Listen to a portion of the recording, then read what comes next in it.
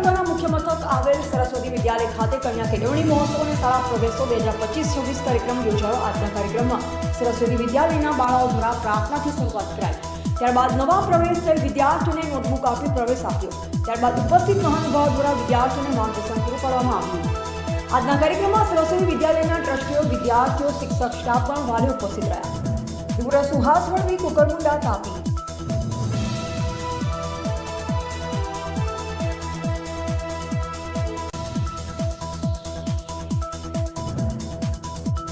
શાળા પ્રવેશોત્સવ આ કાર્યક્રમની અંદર સરસ્વતી વિદ્યાલયના પ્રાંગણની અંદર તાપી જિલ્લા પંચાયતના આરોગ્ય વિભાગના ચેરમેન શ્રી વર્ષાબેન તેમજ શિક્ષણ નિરીક્ષક ગામના આગેવાન ઉમેશભાઈ શાહ, ગામના આગેવાન ભાસ્કરભાઈ, શાળાના આચાર્ય, સ્ટાફ તથા વિદ્યાર્થી ભાઈઓ સરસ તમને વક્તવ્ય સાંભળવા મળ્યું છે। ભારત માતા કે જય। હવે બરોબર ઘણા બાળકો છો 9મા અને 11મામાં પ્રવેશ કરવાનો, તો એના માટે આ કાર્યક્રમ શું છે, એના પાછળનો ઉદ્દેશ શું છે?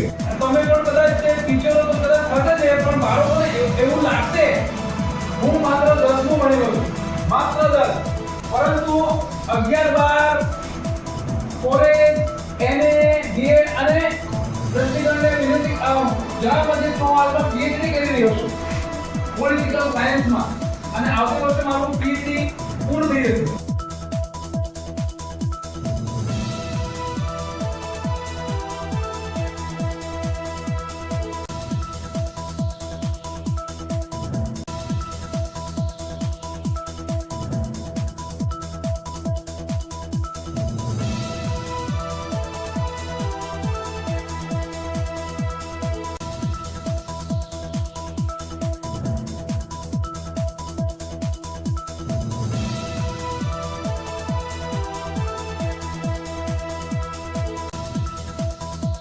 જયેશભાઈ શાહ, આચાર્ય, સરસ્વતી વિદ્યાલય, કુકરમુંડા।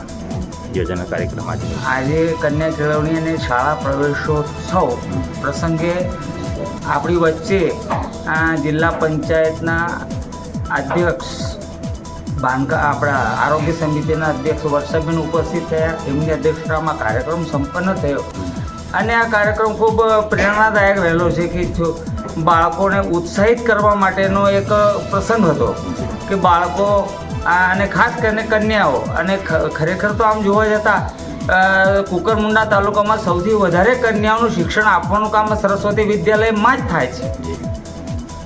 મારી પાસે 80% કન્યાઓ છે અને 20% જ કુમાર છે, એટલે કન્યા કેળવણી અને આ શાળા પ્રવેશોત્સવનો કાર્યક્રમની સફળતા તો આ સરસ્વતી વિદ્યાલયમાં પહેલાંથી છે જ, અને વધુ એને 100% તરફ જવા પર અમારો પ્રયત્ન રહેલો છે। અને તે સંદર્ભે સરકારશ્રીમાંથી જેટલી પણ યોજનાઓ, જેટલા પણ લાભો, ખાસ કરીને નમો લક્ષ્મી, નમો સરસ્વતી, સાયકલ સહાય, એવી જુદી જુદી વિવિધ યોજનાઓ થકી આપણે બાળકો, કન્યાઓને લાભ આપીને પ્રોત્સાહિત કરી રહેલા છે। અને આજે પણ આપણો શિક્ષણનો ગ્રાફ છેલ્લા 10 વર્ષમાં એમ કહું કે દર વર્ષે કન્યાઓ જ પ્રથમ હોય છે। અત્યારે પણ 12મામાં મસ્કીરા પ્રથમ છે, 10મામાં મરાઠી પ્રથમ છે, અને દર વર્ષે મારી રીતે કન્યાઓ જ પ્રથમ આવતી હોય છે। એટલે કન્યા કેળવણી અને શાળા પ્રવેશોને સાચી અર્થમાં સાર્થકતા જો આપતો હોય તો આ સરસ્વતી વિદ્યાલય આપે જ છે। કેટલી દીકરી આજે એડમિશન મળ્યું છે? આજે લગભગ 285 કન્યાઓએ એડમિશન મેળવેલું છે। વાલીઓને શું મેસેજ આપશો? વાલીઓ માટે એટલું કે કન્યાઓને વધારે પડતું પ્રોત્સાહિત કરે અને મોટિવેશન તરફ દોરી જાય, તે ખૂબ આવશ્યક છે કે આપણે કન્યાઓને શિક્ષણ કઈ રીતે વધારે સારી રીતે આપી શકાય, ઉચ્ચ શિક્ષણ કઈ રીતે આપી શકાય, તે માટે કન્યાઓને પ્રેરિત કરવાનું વાલી કામ કરી શકે છે। વિદ્યાર્થીઓ માટે કે સમાજનું ડેવલપમેન્ટ, વિકાસ એ શિક્ષણ થકી જ થાય છે। ઘણી વખતે આપણી ચર્ચા પણ થાય છે કે શિક્ષણ હશે તો જ સફળતા મળશે। માટે હું બાળકોને બધાને જ હું પ્રોત્સાહિત કરીશ કે વર્તમાન સમયમાં આ વર્ષે જ આપણી ત્યાંથી કે આઈટીએમાં આઈટી ઇન્ફોર્મેશન ટેકનોલોજીમાં મદ્રાસમાં એડમિશન લીધેલું છે એક બાળકે. એટલે મારી પાસે તો વિદ્યાર્થીઓ આવે જ છે ને એજ્યુકેશન પણ સારું છે ને પરિણામો સારા મળે જ છે મને. ધન્યવાદ. Thank you. હું ઉમેશભાઈ બંસીલાલ શાહ જી. સંજીવની વિદ્યા પ્રસારક ટ્રસ્ટના પ્રમુખ તરીકે અહીંયા બોલું છું.